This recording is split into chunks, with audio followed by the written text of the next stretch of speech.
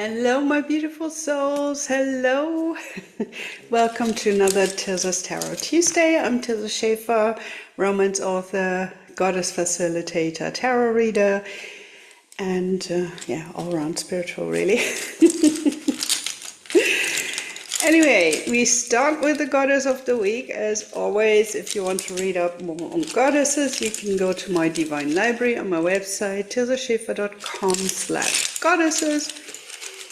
And, pick whichever one you are interested in to know more about.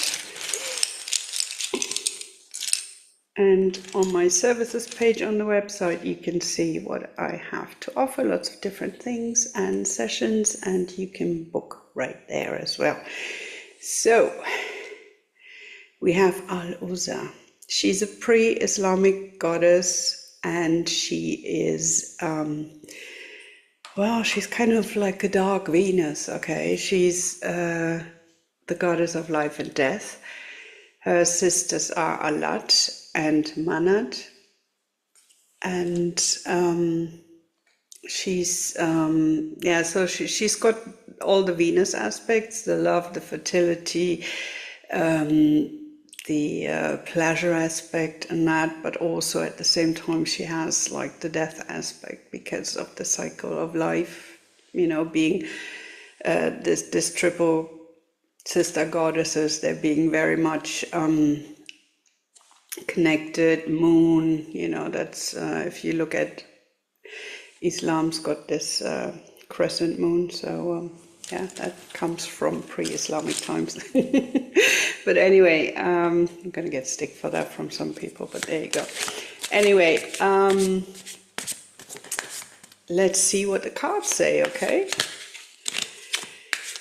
Because Al-Uzza is wonderful. We've got a full moon today. Yesterday was a full moon, I think, yeah. And, that's very much about, finishing one cycle, starting a new one, see, what really... Take some time to be grateful for everything you've received, for all you've accomplished and things like that, and then take your time to think of what's going to come next as well, time of abundance, definitely there. You reap as you sow.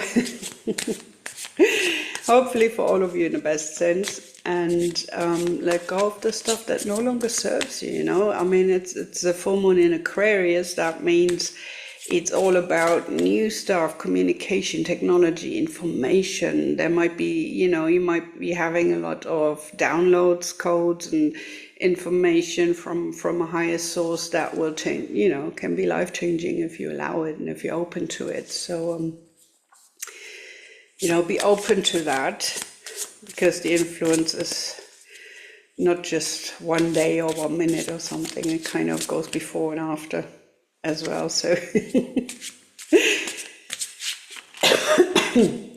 and it's freedom, it's truth. Universal truth rather than just personal truth, which is both valid, of course, but keep your mind open. Don't be too fixated and stuck in your ideas about your worldview or opinions and things like that. Be open to entertain, even if you don't, entertain new ideas, even if you don't want to agree with that, or you say, well, that's definitely not for me, but play around with that, like as a mental exercise in your mind to really broaden your horizons and be open, and also have a look at other people. How do they think? How do they feel? And that, be understanding of that, be compassionate. You don't have to agree with everything. You don't have to condone everything. That's not the point. But sometimes it's good to look a bit deeper. Okay. So let's see what the cards say. Whoa! That fell out when the first card. It fell out when I was actually shuffling beforehand, which I usually do. I just shuffle all the decks I use. Usually it's just one, but today we've got two. And Same with the goddesses, and then I do it again while I'm doing the reading. But that one fell out beforehand. That's the Hanged Man. That means okay. I don't know what's wrong with my webcam, but there you go. I have to put it in front of my face. Anyway, that's a new perspective. That is also meaning, like, where are you stuck in victimhood, right? Where are you stuck in victimhood? Feeling helpless, feeling, fate has dealt you a blow, or, you're in a situation where you can't see a way out or something. It's like, try and take a new perspective.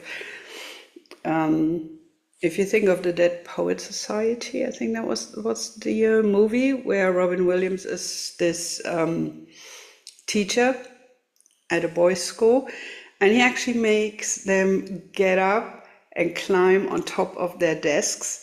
So they're standing up there, and he goes like, oh, look around and see how different the classroom looks. He has them looking at it beforehand from a standing position, and then on top of the desk, and say, see, this is totally different. So try and adopt that. And if you have to climb on your table, I've actually made my children, after I've watched that movie, I've actually made my children climb on this table here.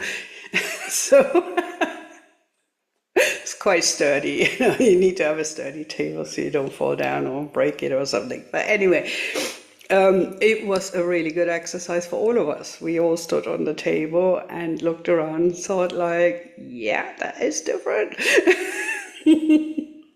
So, do that mentally, physically, whatever, and and try to broaden your horizons. Look at other angles. Don't be scared to ask somebody else that might have a different positive kind of outlook on things, rather than perpetuating that victimhood state and saying, yeah, everything is horrible. Well, that's not the kind of people you want to ask, isn't it?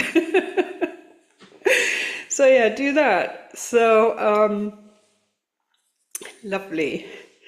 So we definitely have a lot going on with communication and such. Also, Mercury in retrograde says look within. So we've got Aquarius taking a broader look, a universal look, also like a pragmatic approach, but at the same time is also, there's a spiritual aspect to it. So look at the different layers and how do they differentiate from each other for you. Okay, then we have the Seven of Pentacles here. There. So that means you're working on something and you can see the progress that you're making. You've come, take a little bit of time, have a look at what you've done, things that aren't finished yet, but you can already see that you've come a long way. And give yourself a pat on the shoulder for that before you keep going, So as you can see, he's busy digging here, but and you can see the pentacles here already. So it's bearing fruit what you're doing, but you're not there yet. There's still work to be done, and it's totally okay to take a step back and evaluate and see. How far you've come, also like where can you improve? How can you make things more efficient, more fun? And anything that you do with the joy aspect in it, the stuff that makes your heart burn and that you love, if you have that kind of energy in it, it's definitely going to be it's going to be bearing better fruit than when you go like, to do this. Just puts a totally different vibe into anything you do, whether that's cleaning the house, not my favorite chore, or or a creative project or something at work, whatever it is, just try and put a fun factor in it, and evaluate. Don't just keep on doing because you feel like you need to hustle and that kind of thing, and you need to get stuff done, and but see if there's a way of improving maybe your system to make things more efficient, flow easier. Maybe you have a new idea, you can change things around a little bit, or whatever it is. And that would also just getting that nature is important. Take a little time out in nature or work in your garden, whatever it is, but connect with nature in some way. And that will ground you, right? So the Pentacles are all about the earth element as well. So get your vibes going from nature, from the earth. If it's warm enough, walk barefoot on the grass, or on natural ground outside. If you can't, you might just want to go over, I don't know, your wooden floors in socks or something. So even if it is for a bit, but it actually calibrates your body with, I think it's ionizing, or like your electron. I'm not a physicist or anything like that, but anyway, it makes you feel a lot better. So forgive me for being so sketchy about that. I'm sure you can read that up just absolutely anywhere on the internet. So the last card that we have is Two of Pentacles. So another earth element here, which is quite interesting, because we had three earth, three earth elements last time, wasn't it? We had the Empress and another couple of Pentacle cards as well. So I'm having a feeling here at the moment with really a lot of, don't just stay in your head, get it down, bring it into reality, look at it, things from a pragmatic level. Don't neglect your body. It's like, bringing things into balance, right? It is very much about balance. See where you can also, maybe, do a collaboration. We had that last week as well. Find people to collaborate with, partnerships and things like that. You might want to do that as well. Now this week might be the time to start that if you haven't yet. So have a look at that, see how you can balance your stuff out, how you can, if you sit on your desk all day or something, maybe do some exercise, go outside in nature, as I said, and things like that. Work-life balance, that kind of thing, and also balance that with your mental, emotional, spiritual plane. Okay, so don't focus too much on one thing, but really try and integrate that into your life in a balanced way. Okay, bring it down to the here and now, the material plane, and see how you can incorporate everything in your life. So that is an absolutely lovely reading. And I am going to also now take, because I felt called to do so, from the Ancestor Spirit Oracle cards there. So let's, just do another card for that and see what we get from here. Have a look. Okay. Oh, how beautiful. Embrace your inner gypsy. Freedom, fun, music. There you go. That is also very much in line with Al-Uzza, because she's about joy, pleasure, and celebrating yourself, being comfortable in your body and that kind of thing. I said about also having exercise, dance through the house, Nobody's going to see you, or maybe your family, maybe you don't care, but if you do care and feel a bit self-conscious, pick a time when you're on your own, or shut yourself in your room and just put the music on and go like, yeah. So, that is like, be free, be wild, be untamed, take off your shackles of, like the way you have to be and what is proper and things like that, and just be yourself, be in your body, move it around, and yay. All that good stuff. Um, Let me just have a look quickly. I'm going to read to you what it says here. Embrace your inner gypsy. Freedom, fun, music. Oh yeah, if you play an instrument or you want to take up one, this is a time. Do some singing, some dancing, playing some music, you know. The Gitanos are a community of nomadic people who fled from northwestern India to Western Asia, North Africa, and into Europe. As the Gitanos traveled, they shared their music and culture with the local people. Gitanos survived as traveling blacksmiths and pot makers.